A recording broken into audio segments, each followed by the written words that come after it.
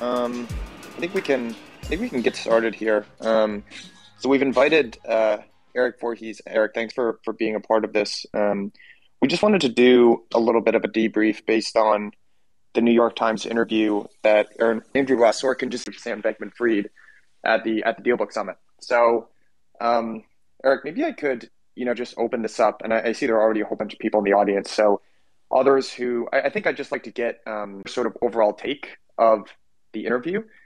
He actually really did. I got into Andrew Ross Sorkin. I think he asked a lot of specific questions and got at a lot of the nuance that I think crypto Twitter has been aware of for a little while, but it hasn't really been covered in mainstream media. So I want to go kind of point by point later on. But Erik, maybe I can just open it up to you and sort of ask, like, what was your overall take of the interview that SBF just gave?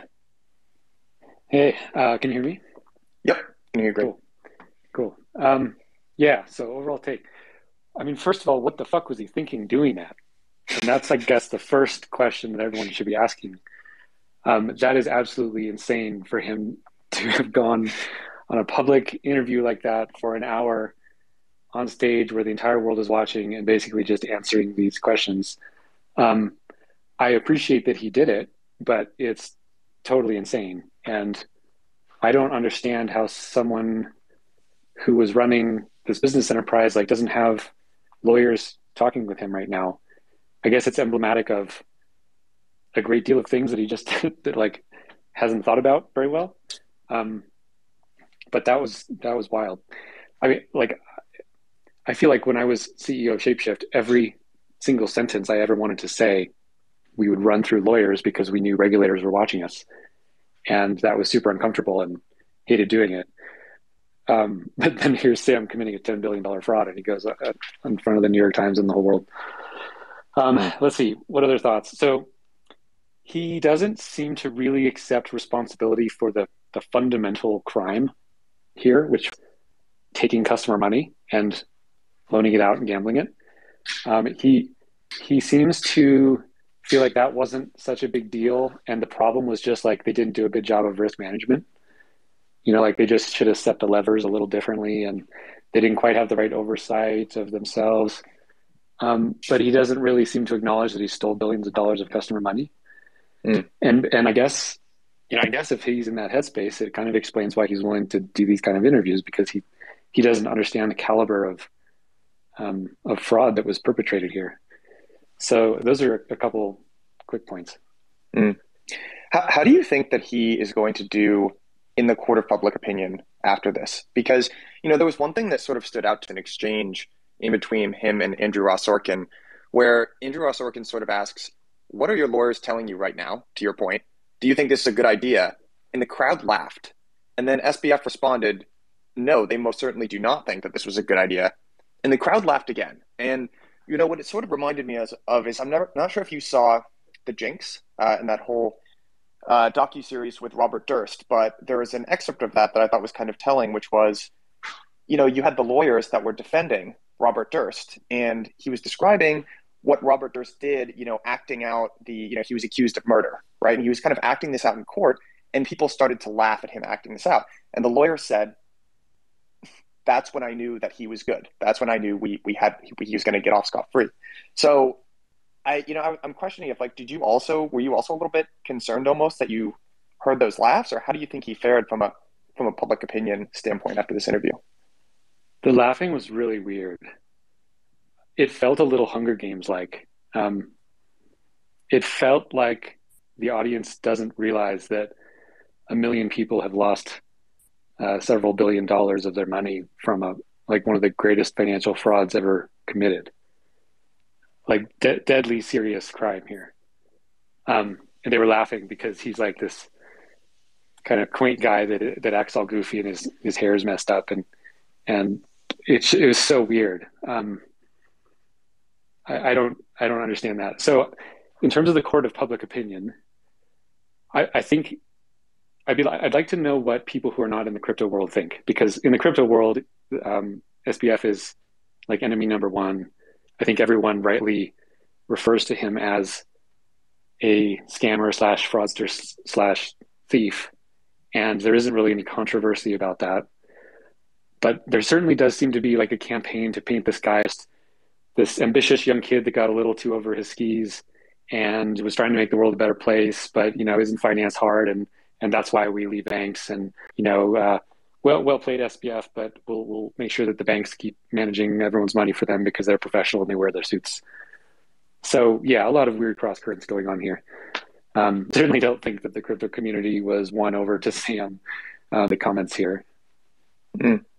No, I would agree with you. I think I'm not sure, Eric, if you had a wonderful, very meaningful, I think, debate with SBF about a week before all of this ended up getting uncovered. It was Bankless interview, and it strikes me that you're probably not unaware that most of the people in the crypto community thought you came ahead in that debate, right? Myself included. Uh, just by luck, I was in DC relatively recently, and the Blockchain Association Policy Summit, which was awesome, by the way. But if you talk to the some of the people in that circle, some of the regulatory people, they actually heard a very different debate there. So, my question to you is, I'm kind of looking at this through the lens of I read that Vox interview that he gave. I heard him say that he didn't mean to give that interview, whatever. He gave that interview, and those DMs are on the record. And he said that his big mistake was the one thing he regretted the most was not losing customer money, not anything like that.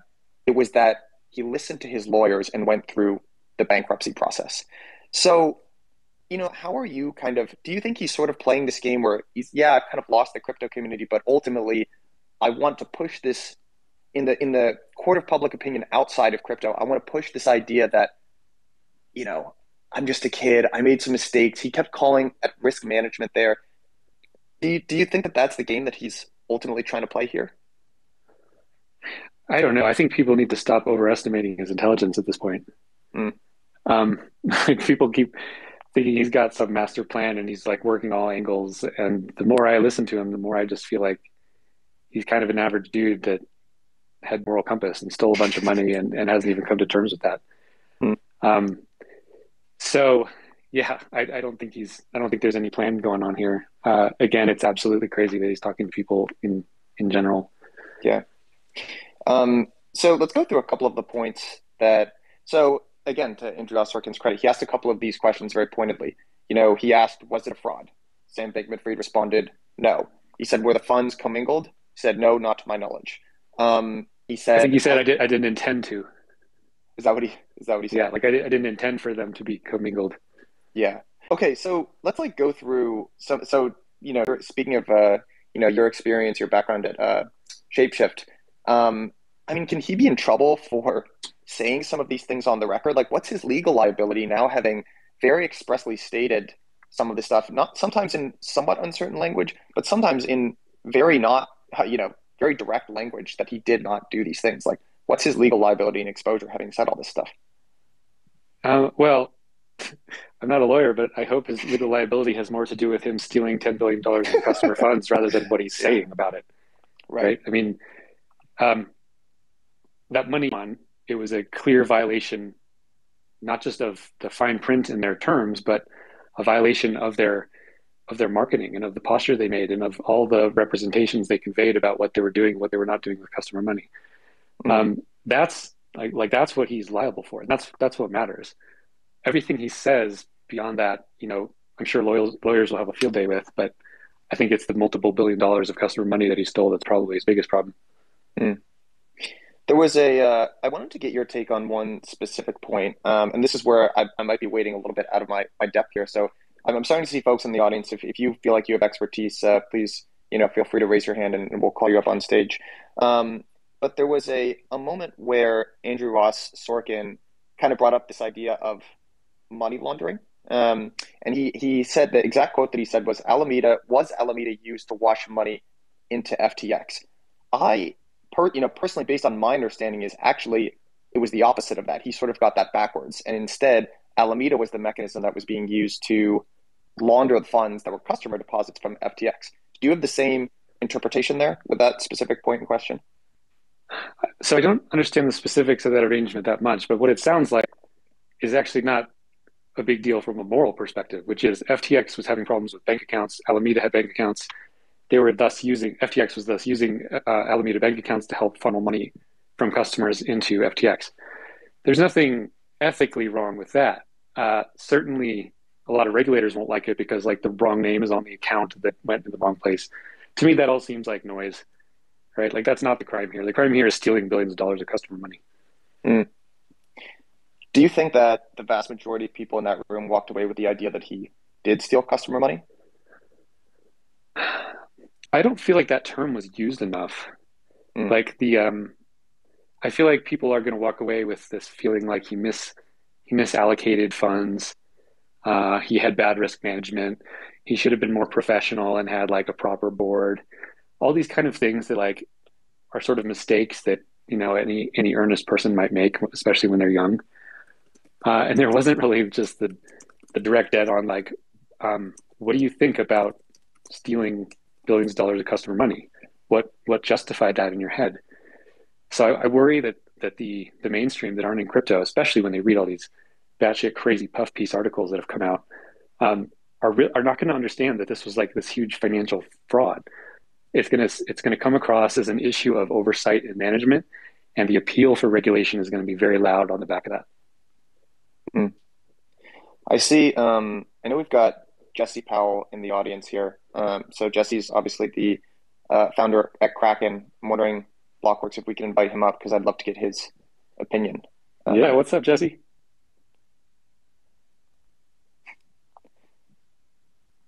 Jesse, I think if you're listening, I think we've invited you, but we might be having here, some trouble there. Um, Hey guys, hey, thanks for the invitation. I can only speak for like 5 minutes, and then I've got to go back on mute.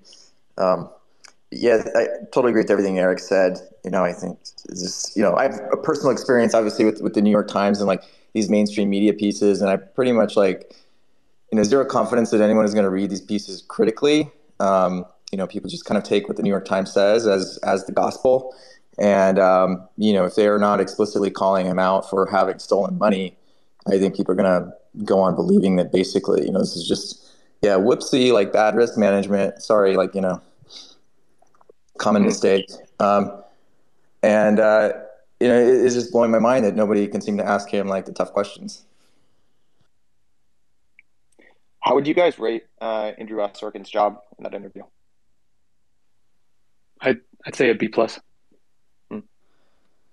Well, yeah, I would probably maybe I give him a C. I mean, he asked some questions, but like, what was the whole point of this interview? I mean, if you have Bernie Madoff in the chair, are you just going to dance around? Like, hey, how about just like, hey, Bernie, like, when did it occur to you that you were insolvent? How long have you been borrowing the customer's money? Did you really not believe that? Did you believe that FTT should be valued at like the market price for like an unlimited amount of like billions of dollars of collateral, despite the liquidity in the market? I mean, he just came off as having either no interest in asking those questions or just completely unstudied on the topic. Mm. What do you guys think, zooming out actually for a second? I think it was a pretty controversial decision for this conversation to even air. Andrew Ross Sorkin kind of addressed it at the opening of the speech. I want to talk about the broader mainstream media coverage of this, this whole unfolding event in general. But what did you both think of the decision to interview SBF? Um, I don't think there's anything wrong with interviewing criminals or talking to them. Mm. I think it's very important if that's going to happen that like tough questions get asked and it's done in a responsible way. I think Sorkin did reasonably well with that. It wasn't a bunch of softball questions. Certainly, there are questions I would have liked him to ask that he didn't. But yeah, I don't think there's anything wrong with airing this kind of thing. I think it's better for people to see the person who has committed a crime actually talking about it than for them to just be cordoned off and silent, which is how it always goes in modern society. The lawyers get their claws in you, and then no one's saying anything, and you just get a lot less transparency on who the actual person is. So, yeah, I understand the controversy, but I think it's reasonable to have an interview like that. I agree with Erik. I wish Sorkin had just kind of like followed up on some questions when he got bullshit answers. Sam kept doing what he's been doing, which was like, oh, I don't remember that, or not to my knowledge, or, it was bad, just bad risk management, or, he just kind of like dodged all these questions. And I felt like we missed some really great opportunities to just dig like one level down, and instead we just moved on to the next question.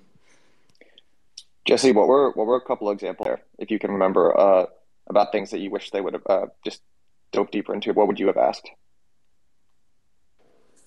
I mean, like some of the things that I had mentioned a second ago, I mean, we could go, like, the thing is, I think at some point Sam's just like, whoa, like, if you ask him a hard question, this guy should be facing time in prison, right? So, I mean, there's probably a line there between like what he's actually willing to answer before he like gets up and walks away, or before his handlers like dive in and like tackle him off the chair. So, I don't know if there was like some kind of communication in advance about like what kind of questions or how far they were going to go with like follow-up questions. I think you don't just, if you want to have this interview continue, you probably have to, you can't just like straight up ask the murderer, like, okay, so like what time did you, commit the murder? Right. So, I don't know, maybe I'm expecting too much for something that was like a televised interview. But I feel like if you couldn't continue to drill in and really like interrogate him, then what's the point? And does it just become basically like an opportunity for Sam to make himself a more likable character, by like making the audience laugh, or just appearing again like a normal guy on a respected program? Is this just sort of like, without that ability, is it just sort of a reputation building exercise for him? And what was the whole point? Jesse, I know you've got limited time, so I just want to make the most of it and ask you a couple more questions. What have your thoughts been overall on the entire mainstream media's coverage of SBF, having been a subject of mainstream media coverage yourself? Well, I mean, Erik has this experience as well. We dealt with plenty of journalists who, you can spend a lot of time with, and it doesn't mean they're going to paint you in an accurate light at all. And, I think they often have their minds made up about who someone is and what kind of story they want to write before they even start. So I think for most of the mainstream media, Sam said it himself, they are secretly or openly secretly liberal. And I think that they had saw what Sam's political donations were, and who he was at least openly affiliating with. He's also said that he made similar donations to the Republicans, just in a confidential manner, so as to not piss off the mainstream media, who he was counting on to continue to write these puff pieces because they felt like he was a part of their tribe. Well, meanwhile, he's playing both sides basically, and it's kind of surprising they continue to treat him as a member of their tribe. They've really not approached this with the level of criticality. They're writing stories about other crypto companies, just like weird gossip pieces about internal company culture things, and painting me and other crypto CEOs to be like horrible people. Meanwhile, like Sam has stolen $10 billion, and that that kind of language describing him, it doesn't appear anywhere in any of these articles. It's just like a clumsy kid, like, dropped $10 billion and like, it's not a big deal. Meanwhile, they're just like stretching to find any reason to paint me and other CEOs as evil, and just tech broadly, actually. It's like not just crypto, but it's just kind of mind blowing how this is like one standout example. And the difference maybe is just that Sam was like a really heavy investor to the Democrats. So yeah, I think it just totally hasn't been balanced. I could respect it if it was like somehow balanced, but because they're so negative on everyone else and they're so positive on Sam, it's just really disappointing. I mean, it just further makes you question, like, what else have they taken this kind of approach with? And this is obviously, this is like, what is it called? Like the Gell-Mann effect, where you like see one thing you actually really know about and they've just completely botched it. And then it makes you wonder, like, what else that you don't know that much about have they also botched that you just kind of assumed that they were accurate on, but probably not. So yeah, it's been pretty terrible. I mean, Erik's got his own war stories. I like how Jesse used the term he invested in the Democratic Party. I think that's spot on. We should stop using this term donation for someone who's giving millions of dollars to political parties and then having meetings on Capitol Hill with the people that are making the laws that regulate them. So good word choice there, Jesse. Um, certainly, certainly there's a dereliction of duty among the media here. But media are writing words, and I think there's a greater dereliction of duty among regulators. And this is especially important during a time when regulators are wanting more power, which of course is all the time. Let's talk about the SEC for a second. It is a joke. Most of the projects that the SEC has gone after, right? Like Kim Kardashian. If I brought up them going after Kim Kardashian, it would almost sound like a joke, except that's what they actually did for some stupid little project that had almost no economic meaning. And here was the greatest fraud that hurt the greatest number of people in all of crypto history. Something around 1 million people, $10 billion, one of the greatest financial frauds in history. And the SEC knew who these people were already talking with them. And for many months ahead of this, there was nothing that they did. So at minimum, this has to be an example of the utter impotence of these agencies. And why in the world would anyone be advocating that upon that impotence, they're given more money and more resources? That's really wild and crazy. So yeah, the media is one thing. These regulators that destroy the lives of thousands of good entrepreneurs and then miss the greatest scam of all time in our industry. I think that's an important lesson that we need to take away from this. I've got one more question, then I want to open it up to our research team here, who I know have some as well. There's been a lot of attention, and Jesse, you sort of just mentioned this, to the donations that Sam has made in Washington, primarily to Democrats. I mean, how significant are those donations that he made? And do you think, not to wade into the land of conspiracy here, but either directly or indirectly, that's been the cause of his sort of light treatment from the mainstream media?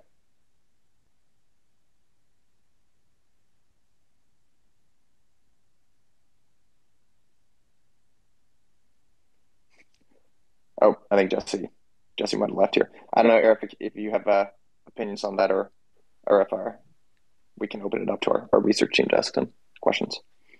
Yeah, I'll just say that certainly him being the second largest donor to the Democratic Party probably is sufficient evidence for many, let's call them democratically sympathetic journalists, to view him favorably, view him as of the tribe, as Jesse said. But I also think that Sam created a brand around himself that aligned very well with some of these journalists. It was very, very pro-establishment. It was pro-regulation. And it wasn't a brand of rebellion, which is really what the whole crypto ecosystem is about on any important level. It's one of rebellion against a status quo. And he was never like that. He was the status quo. And I think that brand is what ended up earning him a lot of support from the media when shit hit the fan. Yeah, I'll hop in here too, Eric. I got plenty of questions for you. Something that surprised me in the interview was just how much he downplayed the role of FTT in the whole entire thing. I guess I'd just love to hear your thoughts on exchanges with, native tokens, and then also piggybacking off that. Pretty much every major exchange has a venture arm. Do you think this changes the landscape for exchanges with venture arms? Yeah, okay, so certainly the main crime here isn't that they made a token. The main crime here is that they stole billions of dollars of customer money and gave it to another party who then gambled and lost it all. The focus needs to be remaining on that theft, because that's really has nothing to do with crypto at all. And that's a scam or a fraud that is as old as time.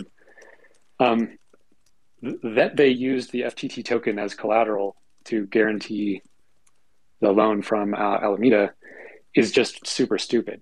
I mean, to take an illiquid coin like that to that scale and accept it as collateral is just horribly dumb, grossly negligent. And so again, it's not that they created a token, which is the problem. There's nothing wrong with that. But foolishly accepting that as billions of dollars worth of collateral was so stupid. There's no excuse for that. And it wouldn't have mattered if it was their token or any other small cap asset. that had high volatility.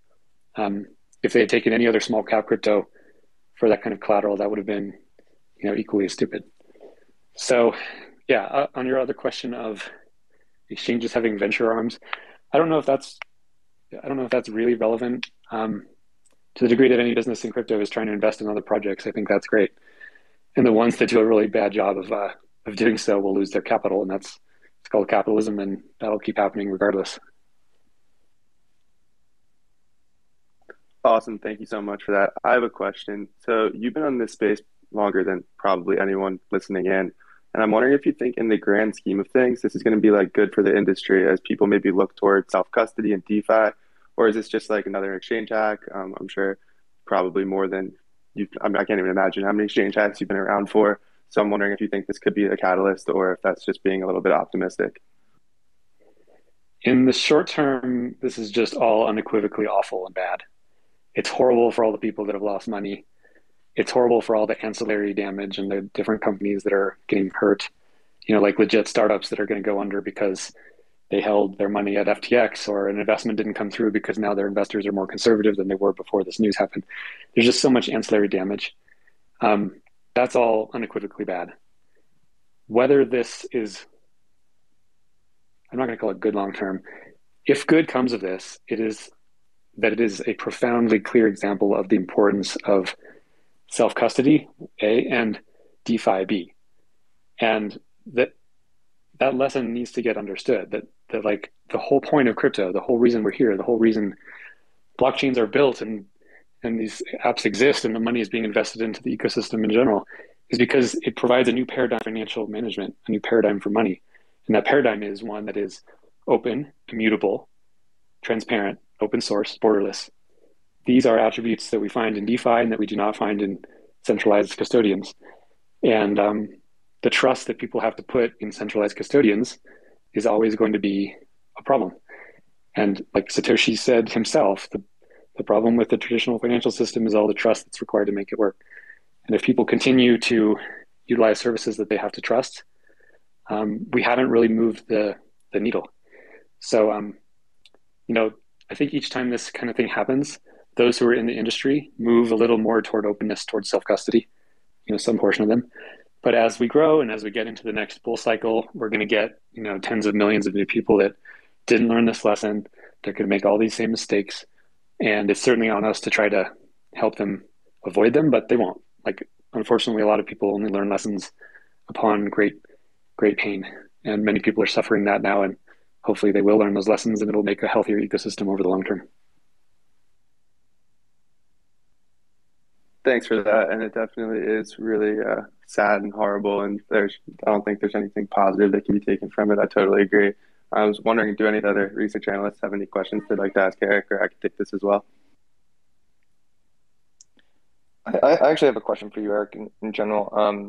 I know, I'll ask this with the caveat that I know you're not necessarily a lawyer or a legal expert, but, as the operator, of Shapeshift for a period of time, I'm sure you sort of got somewhat familiar with this, but I think a lot of people have been relatively confused as to why there haven't been, calls specifically from U.S. agencies about taking criminal action against Sam Bankman-Fried. Do you think this is pretty normal because it takes a period of time to build a case and they're trying to sort out extradition rights and, well, maybe he had a business that wasn't being operated in the U.S., so we couldn't, we don't have the jurisdiction to sort of go after him. I mean, what's your explanation and kind of just general thoughts about why we haven't seen criminal charges filed yet? I would personally be shocked if criminal charges don't happen. A lot of times those things take a while, and it may be happening already behind the scenes. It doesn't necessarily come to light. If Sam and FTX and Alameda and everyone involved in that haven't received a dozen subpoenas already for information, I'd be pretty shocked. And if a year goes by and there are no criminal allegations filed, I think everyone should be asking, like, why the hell not? But just because it hasn't been public, just because it hasn't been like in the news about what those allegations might be and the specifics yet, I don't think that's so surprising. It's only been a few weeks, really, and those systems often are slow.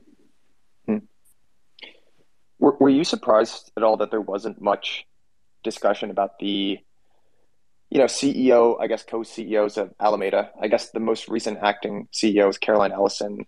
Before that, it was Sam Trabucco. They were co-CEOs together. Obviously, the culpability here, the ultimate, he was careful to say this as well, right? The responsibility sort of lies with me. But were you surprised that they didn't really get brought up at all in the proceedings? Yeah, actually, now that I think about it, that is a little surprising. They've certainly been in the headlines enough that Sorkin should have been aware of it.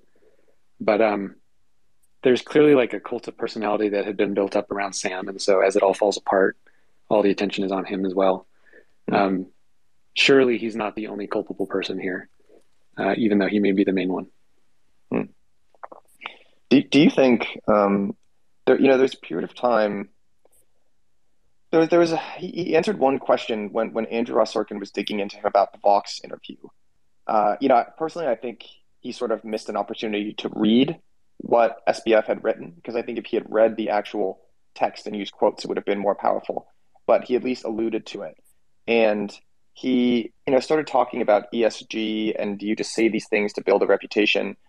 And he really leaned into that and just admitted, yes, I do these things. And he specifically kind of called on ESG as being something that was kind of bullshit. I'm wondering, it's kind of like that saying that the best lies have a seed of truth. Again, I think ultimately public opinion will be consequential here. I'm wondering if you think that point kind of landed, as a lot of people were probably sitting in that room thinking, yeah, maybe ESG, at least the way that it's structured today, isn't great. Do you think he kind of won points there with that admission? Or do you think even if he did, it doesn't really matter and it's ultimately inconsequential?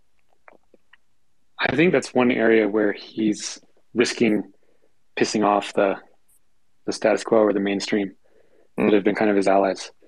Like to question ESG is kind of like to say you're the devil and that you like kill babies.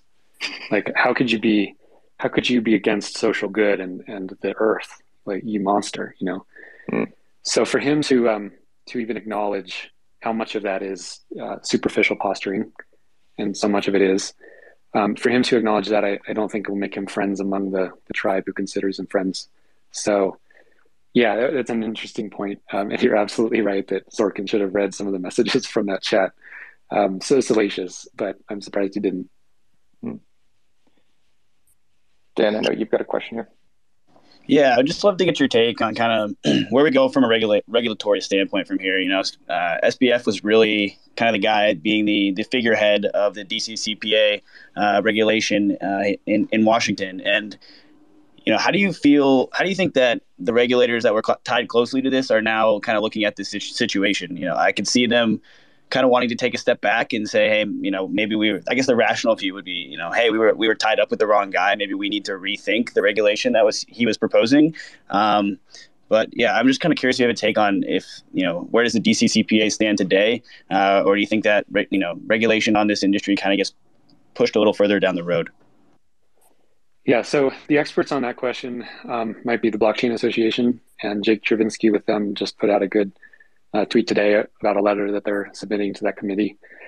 And I don't have really any inside knowledge here, but my guess is that a lot of the regulators and politicians that were on board with the DCCPA, which seemed like it was imminent, it would like even happen this year, are probably distancing themselves from that as a brand name, and still will use this whole thing, the justification to bear down more regulation in some other bill with some other name that doesn't have Sam's fingerprints on it. But of course, it will have Sam's fingerprints on it. A lot of the things that Sam was inviting into the industry, like the licensure of DeFi front ends, for example, which would be an absolute non-starter and an absolute red line. That stuff is probably still going to emerge in the next regulations. And so everyone who's involved in those discussions, I think, needs to continue highlighting the main lesson from all this, which is that this was an issue of traditional financial systems. This was an issue of trust in people. And what Sam did was already illegal. So there is no justification for extra regulations when the core thing he did is already illegal. You can't get more illegal than fraud. And that the alternative to this is open, immutable systems that operate according to how code is written, which are not subjective, which do not rely on trust in any person. And anyone who cares about protecting users and having a financial system that's transparent and orderly should understand that argument, regulators included.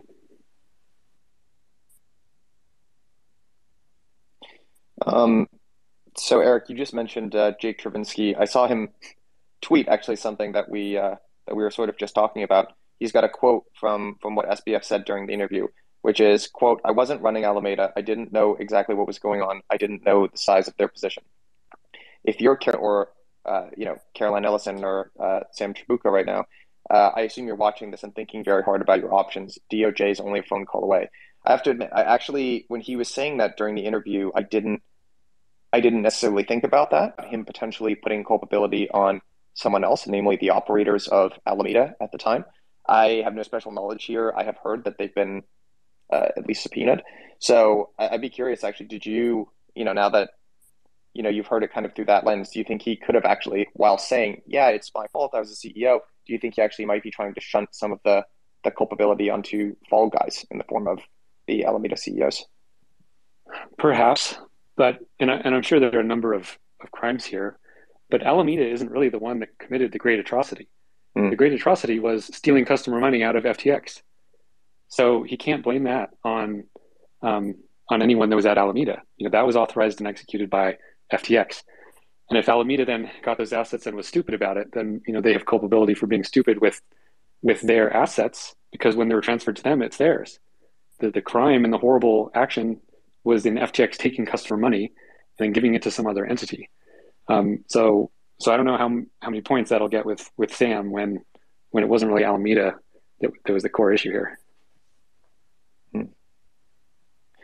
I see Jim Bianco in the audience here. Jim, I don't know if you're comfortable coming up and speaking. I would love to get your sort of thoughts on this, as walking in both the more traditional financial world and crypto as well. So if you're comfortable, I think the audience would benefit from your sort of dual background and knowledge here. But while we're waiting, Erik, I guess I know a bunch of people have recently joined. I guess just to kind of like tie a bow on all of this, I think it was probably a relatively controversial decision to invite SBF to have this talk. Do you think that ultimately there will be consequence from this? Either, we talked a little bit about court of public opinion. He also said some things today that are on the record that, at least to my knowledge, and I followed it relatively closely, he hasn't said definitively before, which could get thrown against him in legal proceedings.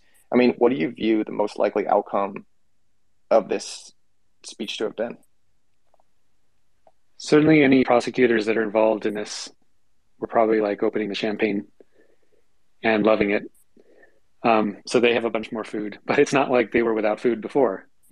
Like SBF has, ever since this collapse has happened, has just been throwing out so many statements and so many weird things and revealing so many things. So there wasn't really anything unique about this. It was just more par for the course of how Sam has acted since the event. Ultimately, I don't know how much the court of public opinion really matters. If criminal charges aren't brought, like, that's a huge scandal in and of itself.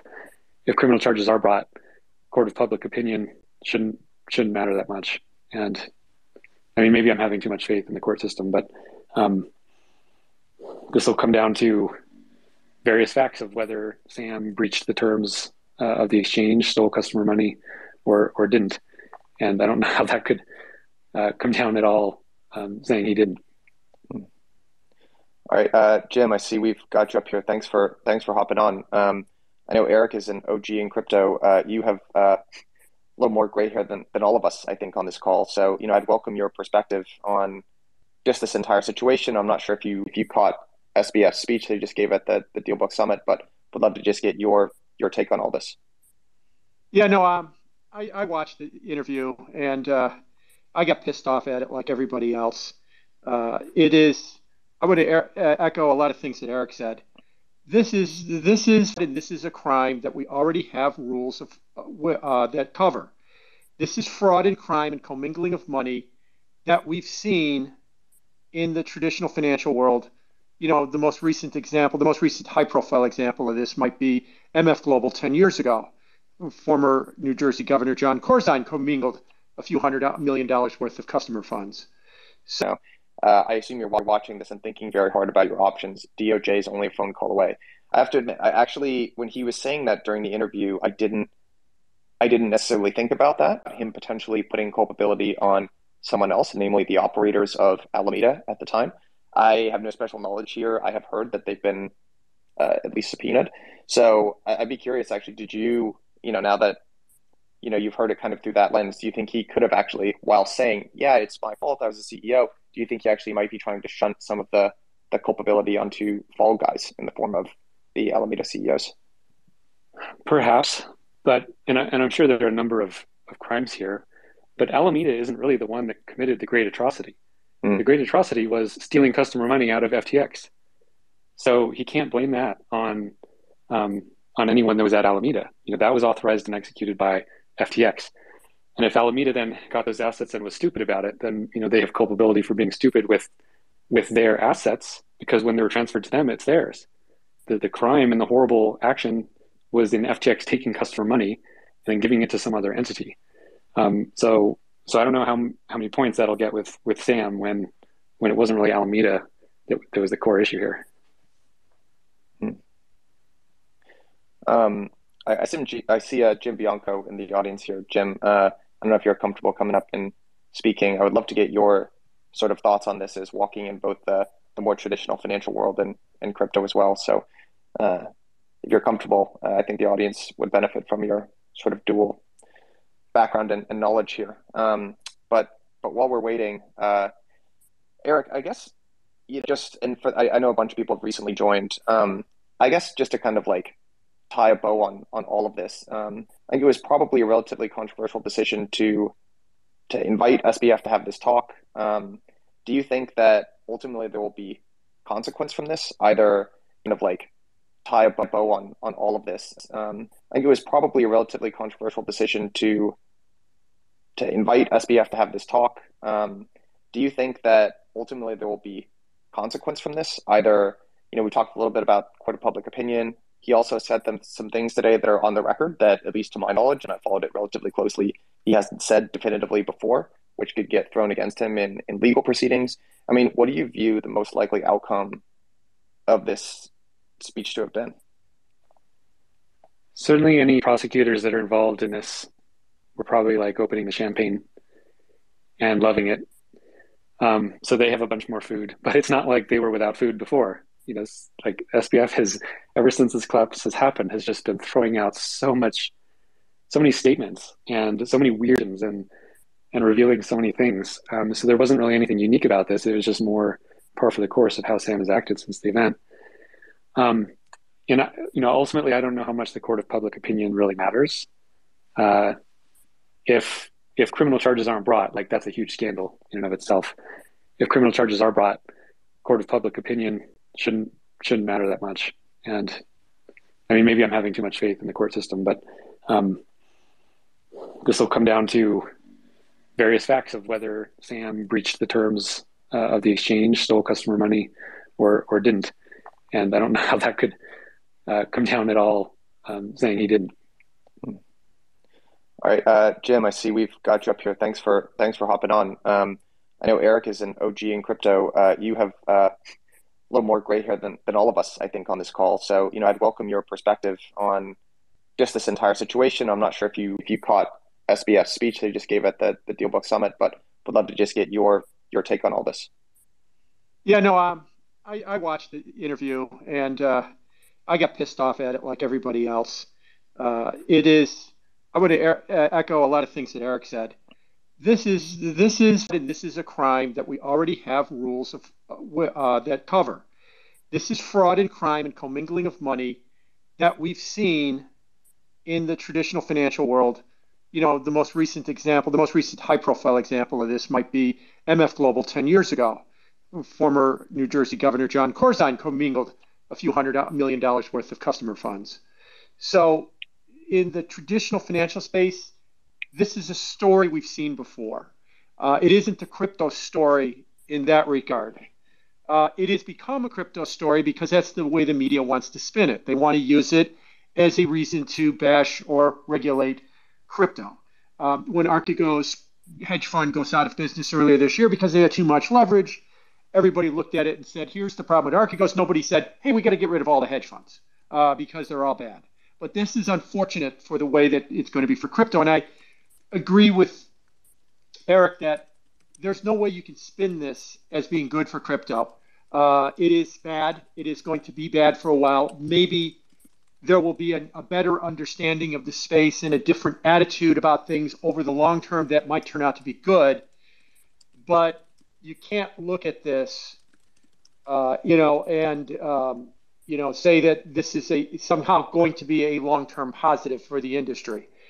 So it is kind of disappointing, everything that we've seen right now.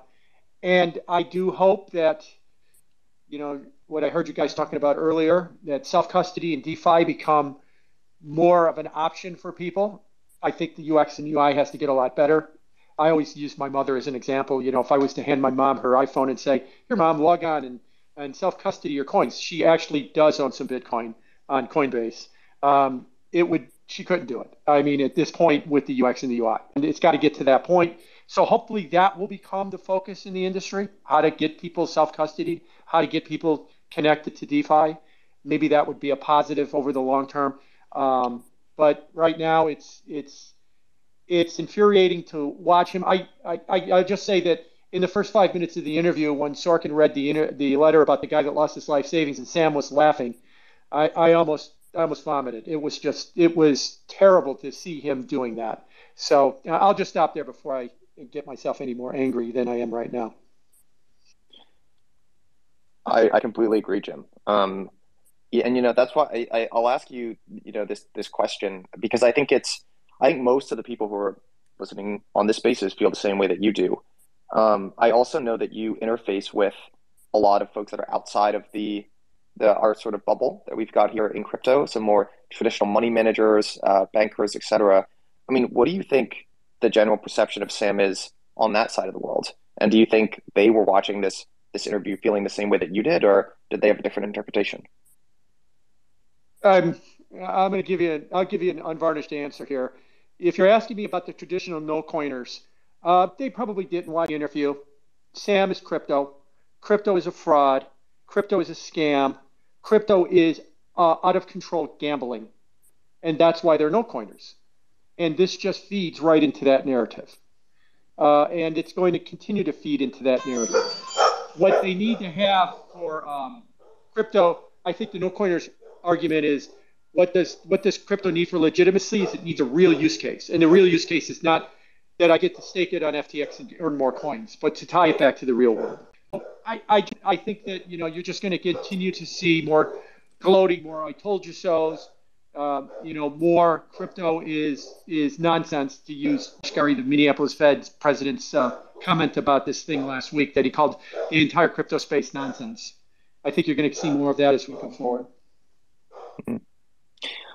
What, Erik and Jim, do you both think is the solution to preventing things like this from happening again?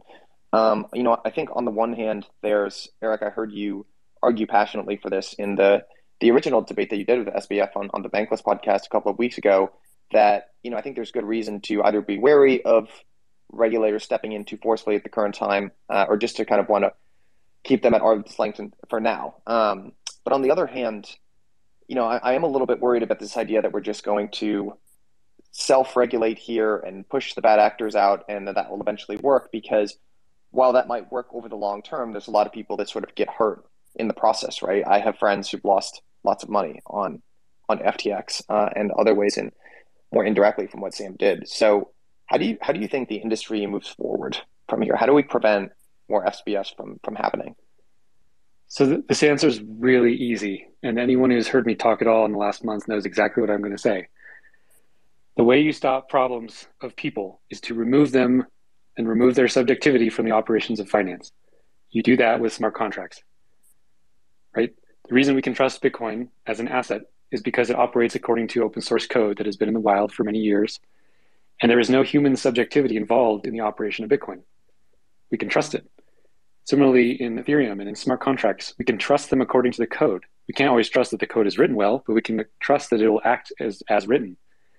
So we can absolutely transcend bad actors by removing them from the operations of finance. And if we miss that opportunity, then then we've really like just been totally ignorant to what we're doing. The answer is not some 500th regulation to be borne down on someone like Sam. Like, does anyone think that some different regulation on Sam would have changed the outcome? Again, what he did already violated the regulations. Regulations from the government are squishy, subjectively enforced, jurisdictional. They're not applied equally everywhere. It depends on who you know, how you're treated, what different subjective evidence is gathered, if ever. And that's just so primitive and anachronistic relative to a financial foundation that is open source code, immutable, borderless, objective, and works 100% of the time as written. That is the answer to how you fix issues like SBF. I'll echo that. I think you got it exactly right. You know, Reagan's famous line, trust but verify. You need a way to verify. And the verify is the blockchain. And the verify is that you should be able to go on chain and you should be able to see everything and you know it's there because it's immutable and it can't be doctored in any way. The problem with the traditional financial world, and we've seen this with the discussions of regulation, is the way that they want to regulate is they want all regulators have, if you read the regulations, is a human being's in charge of something. And a human being is responsible to do this, whether it's a compliance officer, a chief financial officer, a CEO, or board of directors, they're responsible to do X, Y, and Z. And if they don't, you threaten those people. And where what Erik was saying, then the subjectivity gets into how we're going to threaten them, when we're going to threaten them, when they have to do it. And so if you think that more rules on putting people in charge subjectively to run things is the answer, then crypto's lost its soul. It's lost its purpose. That was kind of why I got interested in this, was we were moving away from that. We were moving to something different. But if all we're going to do is create a digital version of what we already have, then I'm going to lose interest in this space because we already have it. Don't need another version of it. So I agree that it is going to have to be something like code is law. Look on chain, look at the smart contract, and there's all the verification you need, all the verifying you need, and that's how you can be sure that you're protected. Yeah, I want to riff on that for a second. Like this phrase "code is law," I think is kind of catchy, but it's actually a misnomer. Like code is not law. Code is better than law. Law is subjectively enforced. You don't actually know what law is going to be applied when, and code operates precisely how it's written. So it transcends law. Code is much better than law. And if someone cares about protecting people, and if someone cares about an orderly financial system, they should be overjoyed that we now have something better than law. We have open source immutable code. This is an incredible achievement of human society, and that's what we should be celebrating. Yeah, Erik. And guys, maybe just I know we've got to wind down here soon, so maybe one thing that we didn't really talk about was only lightly touched on, I think, during that keynote was the relationship in between SBF and Gary Gensler at the SEC. So I'd be curious what both of you think of that relationship. Do you think that Gary Gensler ends up taking some collateral damage from this SBF downfall? I saw Tom Emmer tweet out that he's going to be investigating, quote unquote, investigating the relationship there. So, what, if any, impact do you think all this has on Gary Gensler? I'll go first. Let's talk about who Gary is and what he wants. And these are my opinions that I'm about to stress.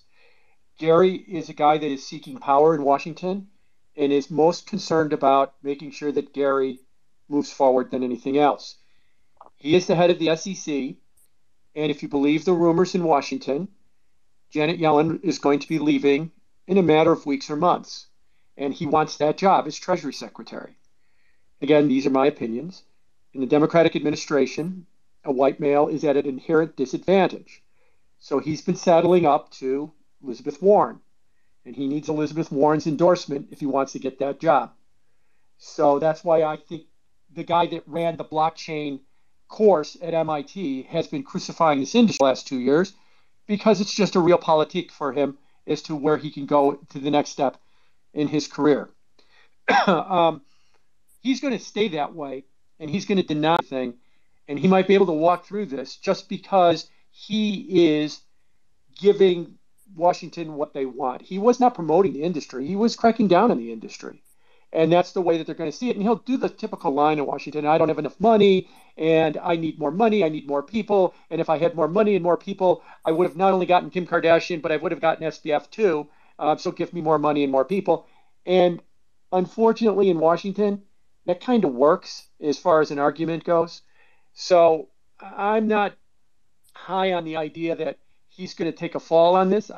Personally, I'd like to be wrong on it, but we'll see.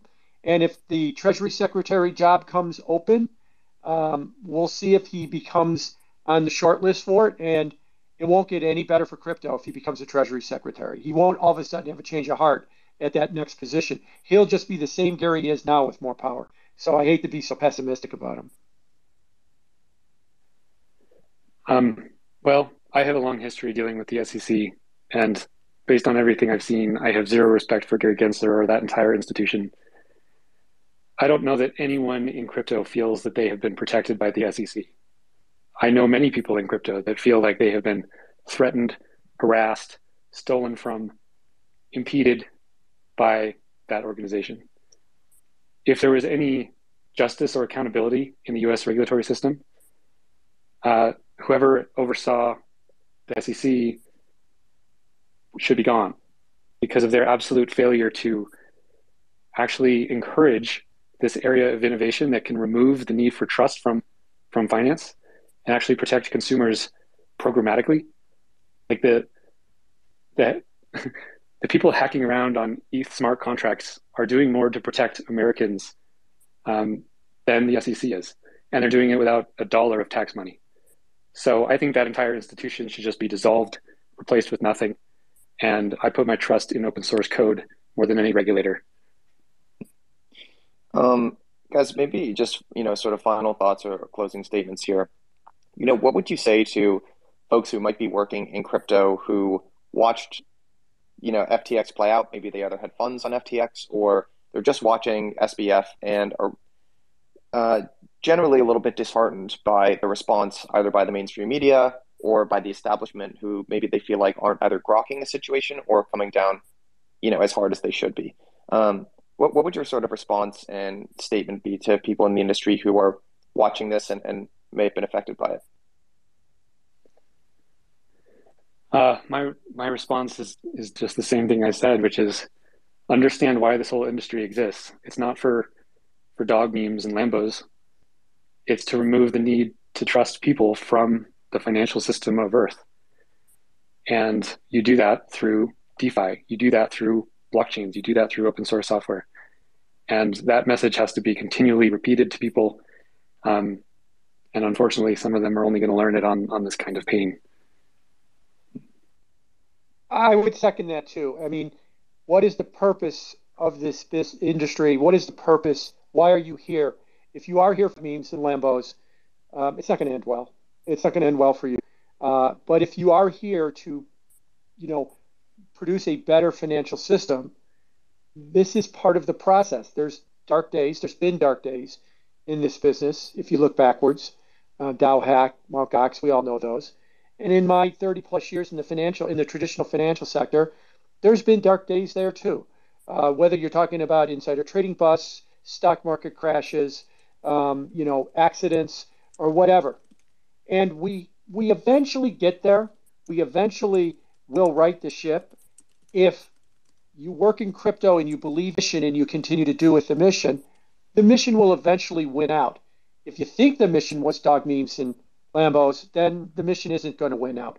So you've got to continue to make the case for the mission of a new decentralized financial system, work at making that happen, work at making that better, and eventually it will come to fruition.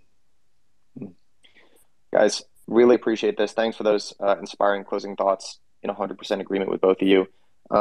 Erik, Jim, and Jesse, I think you're still here, but not necessarily able to talk. Appreciate you all lending your time. And to the audience, I hope it was useful to all of you. Certainly was to me. So especially Erik and Jim and Jesse, thank you all for sharing your time and your thoughts. Thanks for having us. Thanks, guys. Thank you. Bye-bye.